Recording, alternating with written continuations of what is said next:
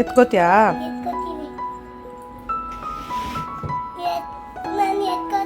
ಇರು ಬಂಗರಿ, ನಾನು ಎತ್ಕೊಡ್ತೀನಿ, ನಿನ್ನ ಕೈ ಕೊಡ್ತೀನಿ ಇರು.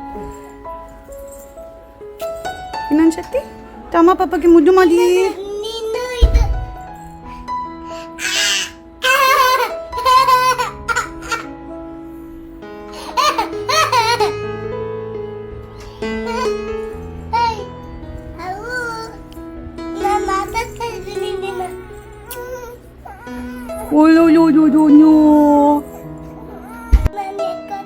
ಇರು ಬಂಗರಿ, ನಾನು ಎತ್ಕೊಡ್ತೀನಿ, ನಿನ್ನ ಕೈ ಕೊಡ್ತೀನಿ ಇರು.